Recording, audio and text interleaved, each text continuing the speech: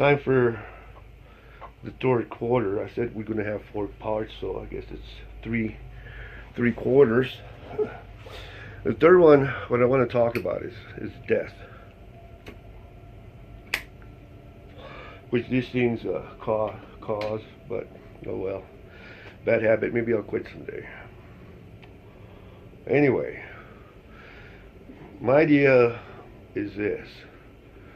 You know, we're all going to die. You know, that's a fact.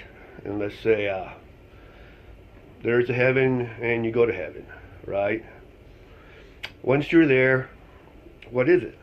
You know, really, what is it? Because everybody always wants to come up with ideas of what heaven's like. And personally, what I think it's like, once you get there, you can pretty much do anything you want, you know? Pretty much whatever you want to do, you can do.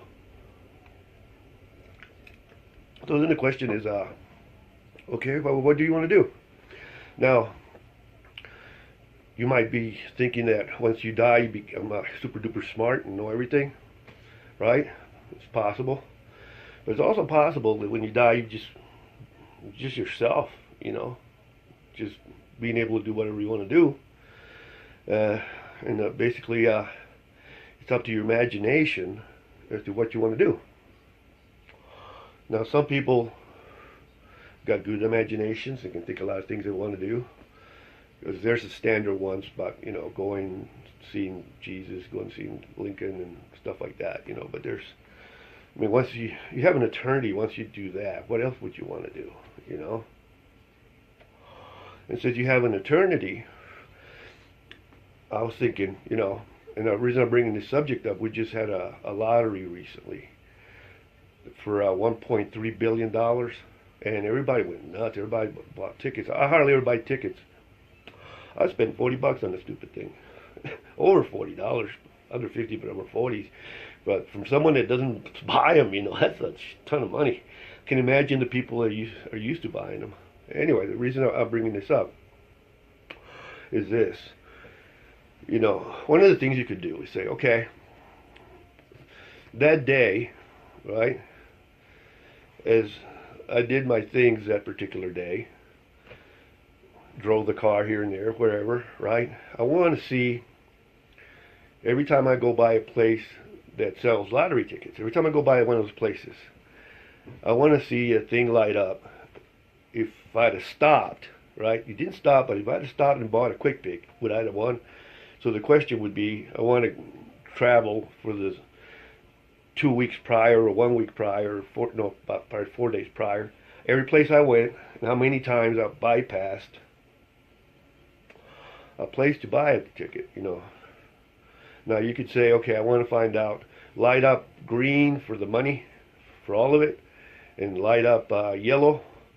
If I just win, you know, like get 4 of the 5 numbers or 5 or 6, one of the big pots, you know, it'll be yellow. So that's what you do then. You just go back in time and you watch that, and as you watch it, if one of them turns green, you say, right then and there, you can tell yourself, go in there and buy the ticket, right?